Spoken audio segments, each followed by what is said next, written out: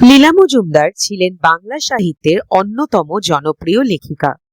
বিশেষ করে শিশু ও কিশোর সাহিত্যের জন্য তিনি আজও সমানভাবে প্রিয়।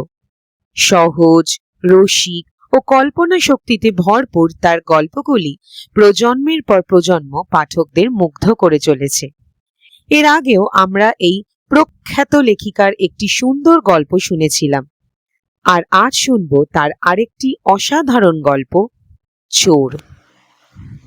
ঠিক যেই নিতাইদের বাড়ির পেছনের সেই ঝাঁকড়া চুলো ঝোপটার কাছে এসেছি, পকেট হাতড়ে দেখি যে আমার সর্বনাশ হয়ে গেছে। সেই কানা মোড়া আধময়লা নোটটা কে যেন বুক পকেট থেকে তুলে নিয়েছে। ভীষণ ঘাবড়ে গেলাম। ভয়ের চোটে কোট খুলে শার্ট প্যান্ট ঝেড়ে ঝুড়ে ভালো করে খুঁজে দেখলাম। জুতো মোজা খুলে তার ভেতর হাতড়ে দেখলাম, কোথাও কিছু নেই। গলা শুকিয়ে গেল। বাবাজি রোজ বলেন আমার আলজিভটা আর টনসিল দুটো বেড়ে বেড়ে গলার ফুটো একেবারে বন্ধ করে ফেলেছে। একথা যে সত্যি তা টের পেলাম। চুলগুলো শিরশির করে একে একে সব উঠে দাঁড়ালো, আর তার ফাঁকের মধ্যে দিয়ে ঠান্ডা মতন কিসের হাওয়া বইতে লাগলো। আজকে ওই নোট হারানো মানে একেবারে আমার সর্বনাশ হওয়া। পিসিমা বারবার করে বলে দিয়েছেন তার সেমিজের ছি 6 গজ, তার নাতির হাতওয়ালা গেঞ্জি 2টো, হলদে জুতো 1 জোড়া, আমার মাপের হলেই চলবে। এইসব কিনে যদি কিছু বাকি থাকে সেই দিয়ে আমার সেই রঙিন খড়ির বাক্স কিনতে পারি। আর সে বাক্স আজ না কিনলে কাল স্কুলে আমার যে কি অবস্থা হবে তা জানবে শুধু গোবিন্দবাবু আর আমি, আর ক্লাসের বাকি 29টা ছেলে। বাড়ি থেকে বেরিয়ে অবধি কি কি করেছিলাম ভালো করে ভেবে দেখলাম। গেটের বাইরের সেই আশ্চর্য লোকটার কথা টপ করে মনে পড়ে গেল। এখন মনে হলো তার মুখটা কেমন চোর চোর মতন। তখন বুঝতে পারিনি, ভেবেছিলাম চেনা চেনা লাগছে কেন।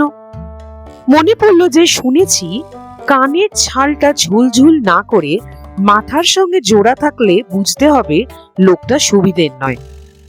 তাই আবার চোখ দুটো সরু সরু লম্বা লম্বা, নাকের দুপাশে খুব কাছাকাছি পিটপিট করছে, ঝাঁটার মতো গোঁফ, 3 দিনের দাড়ি। ওই চোর না হয়ে যায় না, ওর সারা মুখে যেন তাই লেখা আছে। আমি কেন তখন টের পাইনি? সে আমার দিকে খানিক তাকিয়ে বলেছিল, দেশলাই আছে? আমি রেগে বলেছিলাম, আমি বিড়ি খাই না। সে বলেছিল, বিড়ির জন্য নয়, আমারও গুরুদেবের বারণ আছে। হুঁকো? হ্যাঁ। চুরুট? হ্যাঁ। পাইপ? হ্যাঁ, কিন্তু বিড়ি কখনো না। আমার একটা দরকারি কাগজ পড়ে গেছে কিনা অন্ধকারে দেখতে পাচ্ছি না, তাই। তখন দুজনে হামাগুড়ি দিয়ে খানিকটা খুঁজলাম। নিশ্চয়ই সেই সময়ে কখন টুপ করে আমার সেই কোনামোড়া আধময়লা 5 টাকার নোটখানি সে তুলে নিয়েছে। মনে হলো পেয়েছি বলে সে এমনি হঠাৎ ঘুরেছিল যে আমি তার পেছনে ধাক্কা খেয়ে ধপ করে মাটিতে বসে পড়েছিলাম।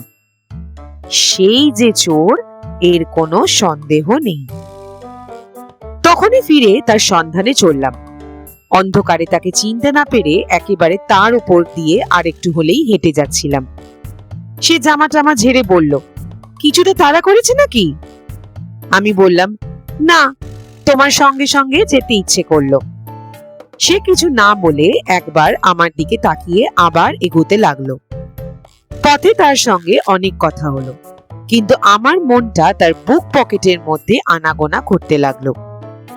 একটু দূরে বাস স্টপের কাছে এসে সে বলল, আর হাঁটা যায় না, চলো বাসে যাই। দুজনে বাসে উঠলাম, পাশাপাশি বসলাম। কন্ডাক্টর পয়সা চাইলে সেই দুজনের হয়ে টিকিট কাটলো। ভাবলাম হঠাৎ বড়লোক হয়েছে, তা আর কাটবে না। দুজনেরই ঘুম পাচ্ছিল।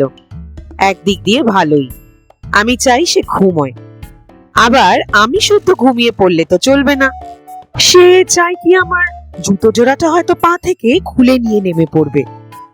কন্ডাক্টরের তো উপর দিকে এত বড় পাগড়ি আর নিচের দিকে এত বড় দাড়ি, যে কিছু দেখতে পায় কিনা সন্দেহ। তাই আমি তাকে মামা বাড়িতে ডাকাত পড়ার একটা গল্প বানিয়ে বানিয়ে আস্তে আস্তে একটানা সুরে বলতে লাগলাম। আর সে একটু অন্যদিকে তাকালেই আস্তে আস্তে তার পিঠ থাবড়াতে লাগলাম, যাতে সে শিগগির ঘুমিয়ে পড়ে। সেই এক খেয়ে গল্পের চোটে আমার শুদ্ধ ঘুম পেতে লাগলো। হঠাৎ চমকে দেখি সে তার সামনের দিকে ঝুঁকে পড়ে ঘুমাচ্ছে।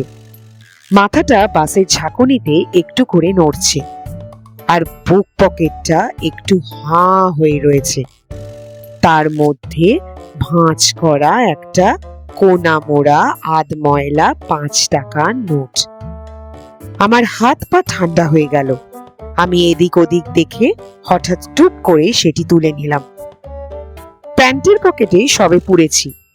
বাসটা একটা ঝাঁকুনি দিল, আর সেও সোজা হয়ে বসে চোখ রগড়াতে লাগলো।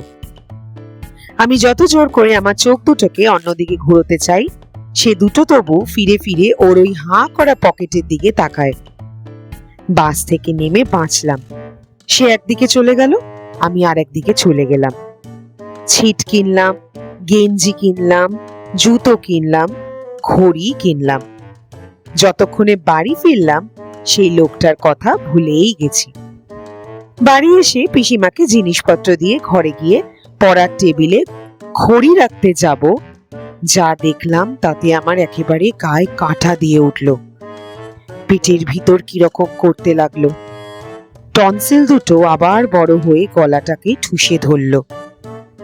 দেখলাম দোয়াত চাপা দেওয়া কানা মোড়া আধময়লা 5 টাকার নোটটা সেই যে বাড়ি থেকে বেরোবার আগে জুতো পরবার সময় যেমন রেখেছিলাম ঠিক তেমনটি রয়েছে।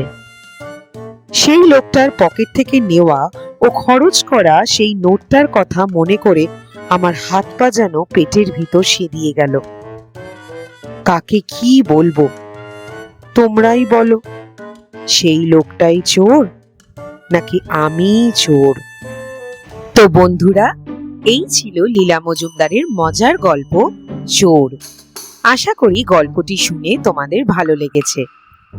যদি ভালো লেগে থাকে তাহলে ভিডিওটিতে একটি লাইক দিও, আর গল্পটি কেমন লাগলো তা কমেন্টে জানাতে ভুলো না। এমন আরো সুন্দর বাংলা গল্প শুনতে ওয়ান্ডার থটস ডেইলি চ্যানেলটি সাবস্ক্রাইব করে পাশে থেকো। আবার খুব শিগগিরই নতুন একটি দারুণ গল্প নিয়ে দেখা হবে। ততদিন সবাই ভালো থেকো। Bye bye.